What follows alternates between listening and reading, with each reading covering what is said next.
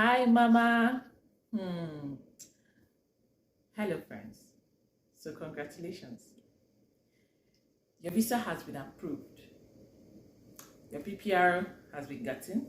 You've sent your passport to VFS to stamp your visa. Anyone you want to call it. But it is confirmed that Canada, here we come. So, you're coming to Peterborough, right? This video is specifically for those coming to Peterborough. And you're coming with kids. So this video is important for you. Just sit down. Let's chat. If you have any other questions after this video, please send me a message. You can hit me up on my IG account, my Facebook account, or drop a message here on YouTube, and I'll be reading through the comments and I'll address your questions.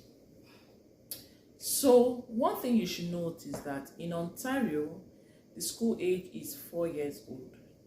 So what Canada basically does is children are in classes based on the year that they were born. So those entering school for the first time, right? I mean, if they did not do homeschooling or anything, like they are starting with the like normal Canadian school calendar, right? So starting at lower nursery, okay? What we call lower nursery in Nigeria. So it will be those born in 2019. So every child born in 2019 would be resuming school this September, okay?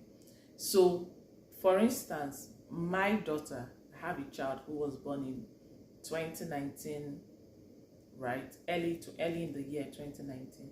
However, when we came here to Canada, we were told that she cannot start school because her peers are not in school yet. She would have to wait till September. So what did I do? Stay tuned, you will find out. So she'll be starting school for the first time this September. Okay. So what are the school options we have in Peterborough? So there are 3 school options in Peterborough. 3. You have the Catholic school, you have the public school, and you have the private schools. Okay? Now for Catholic school, I understand you don't have to be a Catholic to go to the Catholic school. However, one of the requirements that was asked of me is my baptismal card and the baptismal cards of the kids. Okay, so those were one of the things that were asked of me.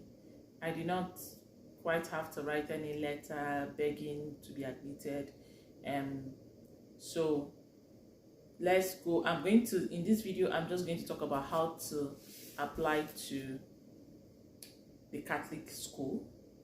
And I will get somebody to talk to us on how to apply to the public school. Because I know that, when you're coming, because you're coming this September, you want to start it on time. I kid you not.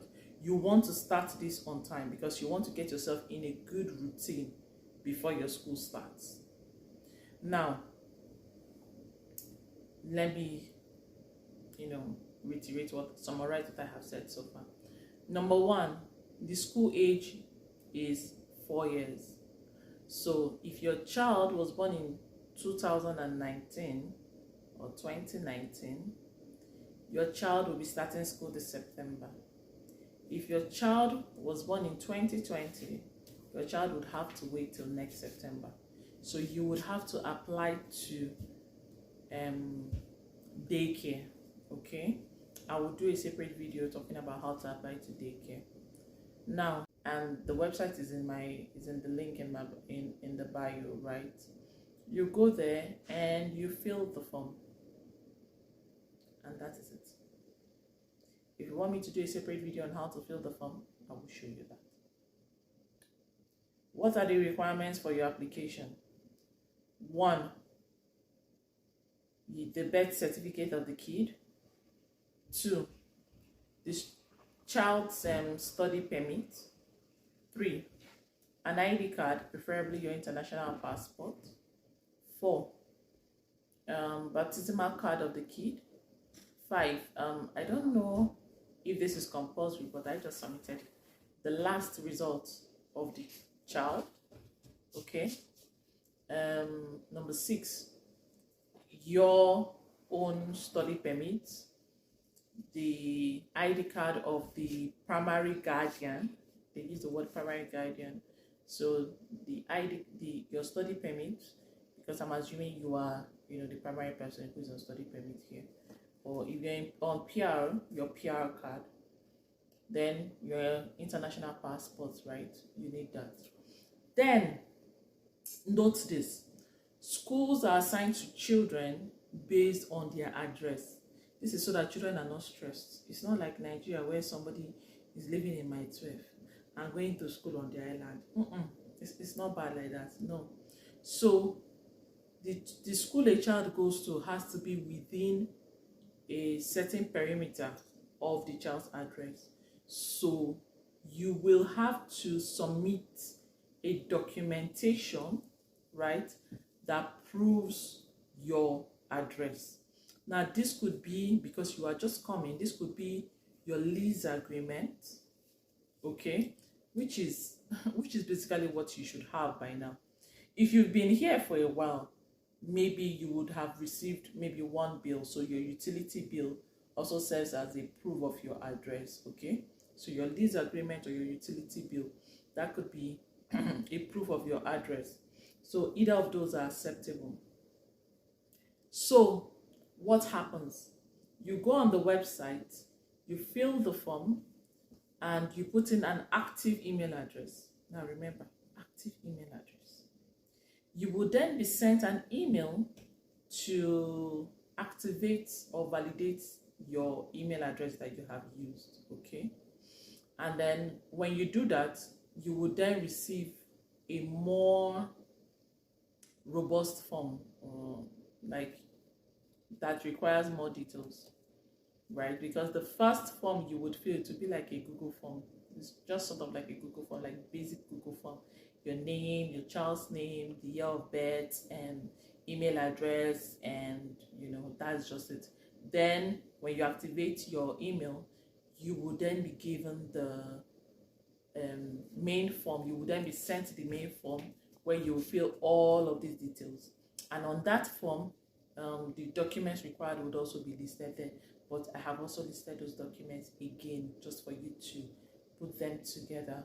Okay, now when you fill this form, you will be required to print out this form, fill it up and upload it, option 1, or you print it out, you fill it up, and then you go with it to your first meeting with the school. Okay, so you will be required to, or you will be, I don't want to use the word summoned, you will have a meeting on the first day of resumption. The first day that your children go to school, you would have a meeting with the school. Now, what is at this meeting? Thank you.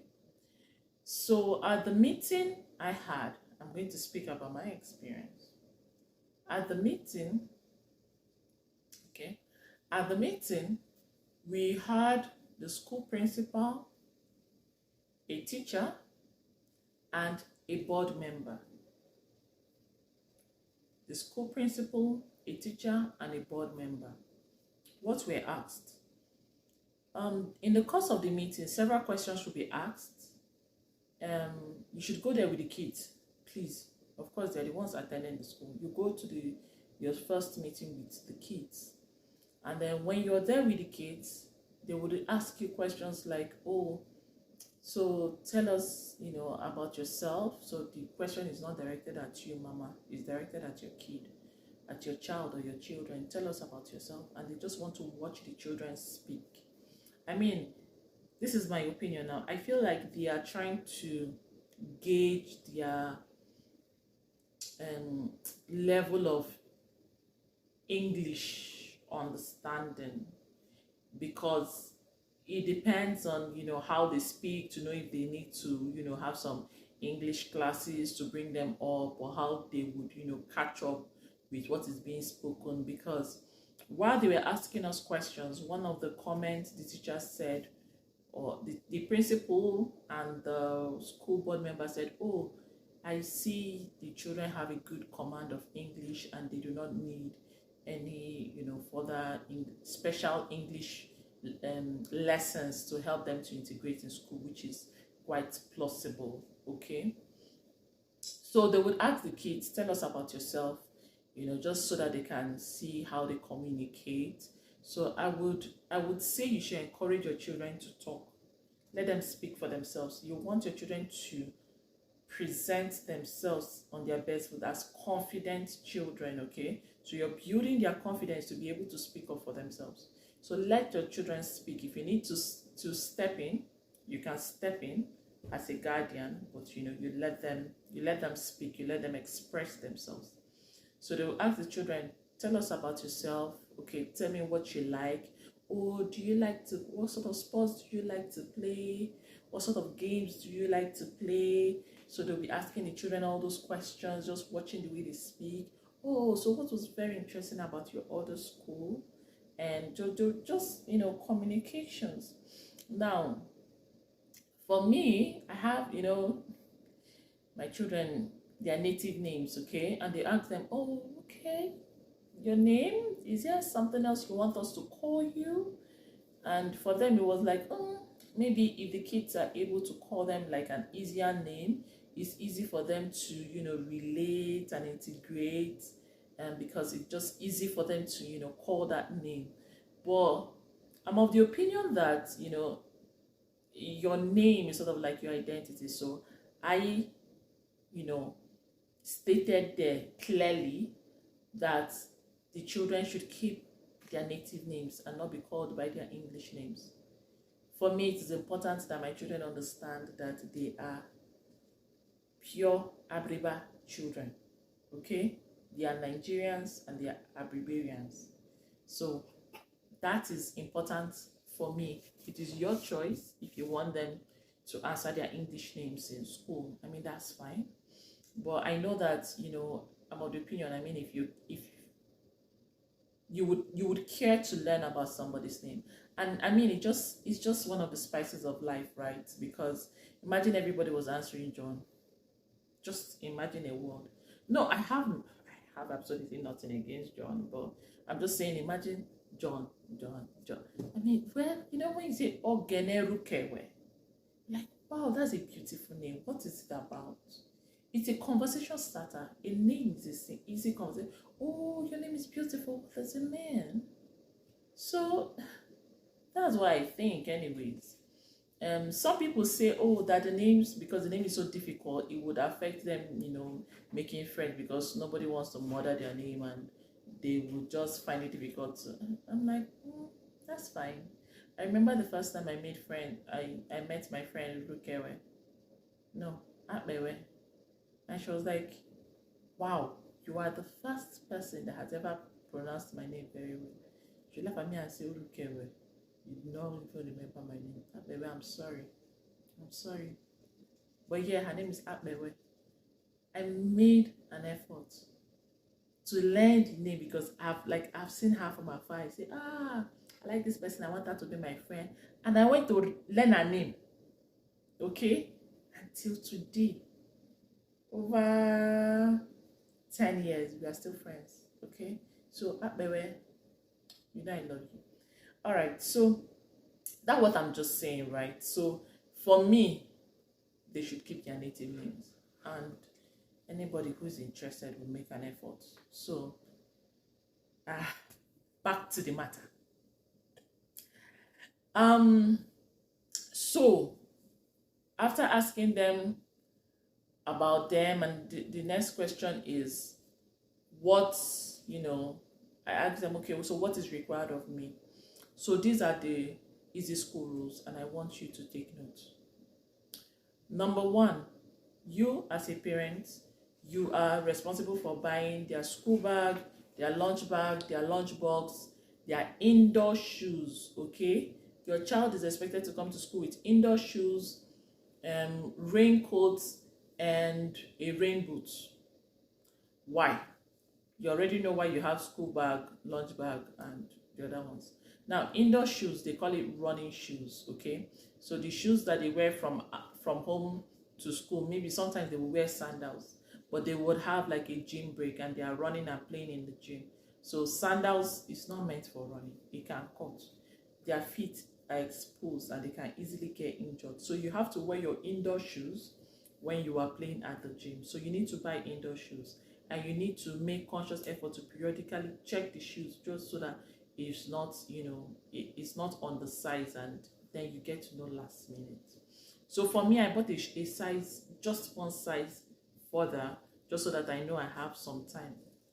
I know I'm a Nigerian, I'm an African parent. Do we used to buy shoe exactly the same size? Talking as if you don't notice things. So you buy raincoat, and then you buy what's it called, a rain boot. Those I got from Walmart because I got the best prices there. So you can get your raincoat and your it's not that yellow raincoat we used to wear in Nigeria. There's this bougie name they called it, but it's raincoat. When you look at it, it's like a gray color. It usually comes in like neutral color. So it's like trouser and top. When you look at from far, it be like ordinary clothes, but it's raincoat. There's a bougie name they called it. If I remember, I'll put it there. Or if anybody remembers, please put it there for me. So that's what you need. Now, why do you need that? Because sometimes maybe they're outside playing and it's drizzling, or the day was weather forecast says it will be wet. So by the time they go from their school into the bus, so they will need to cover up, right? Or it rained that day and there's a puddle of water when it's time for outdoor play, so they can wear their rain boots and they can still go and play, even if outside isn't that good, like the grass is messy, but they can still run on the grass because they are wearing their boots. Okay, here children are encouraged to play is how they learn. So it's not like Nigeria will be say rain fall, everybody enter inside, you go take for inside because rain. There's a way around it. You wear rain boots. So that's for clothing. For meal, in this place, a lot of people have nut allergies in this Canada and in this Peterborough. Maybe there's nut allergy. So when you're buying, sandwich is quite common here. So when you're buying snacks for your children, you will need to read the label that it will say it is school compliant. There's something about school compliant that will be on the label when you're buying snacks. If you're coming from Nigeria with it, if you're coming with peanut butter, I was told that it is not advised for children to eat meals with nuts before coming to school, because there are some people that their nut allergy is airborne. So when they eat it, the particles are still in their mouth. So when they talk, it can carry it and go and give somebody that have allergy, and their tonsils, or this place will start to sweat and something will happen. Do you understand? So they should not eat things with nuts in the morning. So give them breakfast that is void of nuts or is school compliant. Okay? Then for their meal, please do not put peanut butter for their meal. Do you understand me? No need for peanut butter. If once it's not school from any spread you are getting, you will see it there. It's school compliant. Not all spreads are school compliant. So you want to check for that. Now, in school, they also give them food. Okay? There was a time that one of my kids forgot her lunch box in the house. I don't know what she was thinking about. She forgot her lunch. The story for another day. People should not ask me. I was not there. I went to school. I came to Canada to school. I went to school. I was not there. She forgot her lunch box in the house, and then they gave her some snacks. I will insert the picture for you to see if I'm able to find it else. So in the snacks, they gave her slices of pepper. No, it's sweet pepper. It's not tatashi that they gave her. So she was given like bagel, drink, apple, and pepper. So there's like a school kitchen. They have breakfast sections, and so they have food in school to give to children, okay? But me, I want to know what my children are eating. So I always pack their food for them. Now, what should you pack, if you may ask me? Dear, pack your town food.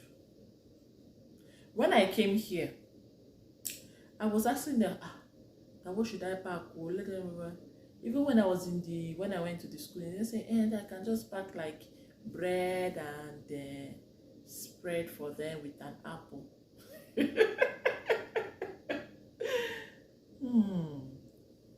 I laughed in Niger Kid. I said, have you seen my children? Oh, Abi, is it because they are looking like, turning in like this? You're confused. These are full-grown adults too. They eat like a regular adult. Like I have 3 adults in this house. My children, they chop. I'll give them bread and apple. Meanwhile, at least I forget, school is 7:40 a.m.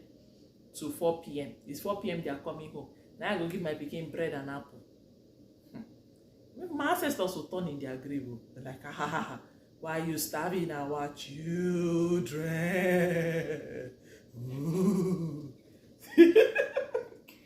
So, why will I give them bread and apple? No, I don't get money, no reach for my pikin side. So, my dear, this is what I do. I pack breakfast, I pack lunch, and they will eat food in their house. And they will eat food in the house. So what I do is that they will eat food before that 7:40. They will eat food. Then I'll pack breakfast for them. You can put like croissant, egg, and fruits, okay, for breakfast. Then I will pack food. It could be porridge beans, jollof rice, white rice, spaghetti, yam and egg, plantain and egg, garri and soup, your choice. Anyone you want to pack, shall pack. Then I will now pack snacks, which is like cookies and drink in small pack. Go and bring that small. I'm not doing free advice for anybody. Drink in small pack, okay? So I will pack all of that in their lunch bag. Lunch bag and school bag. If you're still in Nigeria and you're watching this video, please buy your lunch bag and your school bag from Nigeria. Lunch box, buy from Nigeria. Your school bag and your lunch bag from Nigeria. And that is because in this abroad, in this Canada, lunch bag and school bag is very expensive, and it's not fine. It's not fine. It's not even the same quality that we have in Nigeria. I don't know, that part is still amazing me. Me self, my shock is shocked. Like when I went to get lunch box, I was like, what is this? This is not what I was seeing in Oyibo film. What's this? Let's summarize all we have said. 1, school age starts from 4 years old, okay? The child will be 4 and it's in September. So even if the child is 4 in December, that child has to wait till September to start school, okay? That's number 1. Number 2, you are going to have to apply to the school board for your children's school. And you need a residential address to do that. Number 3, if you are choosing to apply to Catholic school, you will need to submit documentations, including your baptismal card and your children's baptismal card. Number 4, you will have to have a meeting with the school board and the school. Oh, I forgot to add, during the meeting, they would take you around the school, show you the children's class, you'll meet the children's teacher, they'll show you around the school, the play areas, outside, the toys they have, and all those things. So you will need to do that. You will be required to buy your school bag, your lunch bag, rain boots, raincoats, umbrella for your children. You would also be required to register for bus if you want a bus service. So you let the school know. And there are conditions for a bus service. You have to be in a particular distance from the school for you to qualify for bus service, okay? So you let the school know that you want bus service, they will register you. And what do you pack for school? Avoid nuts that are not school compliant. You should just be on the safe side, avoid nuts. Don't give your children nuts for breakfast because they can go to school and do and another person we have problem. You don't want problem. No, you do not want it. You come here to school or to make your money. You want to do it gently. All right. So that is all concerning school. Let me know if you have any questions, how I can help you. It's a pleasure speaking with you. I don't sound like formality. No, really. It's a pleasure. This is... Let me know any way I can improve in this video. We learn every day. Thank you so much for your time. I appreciate it.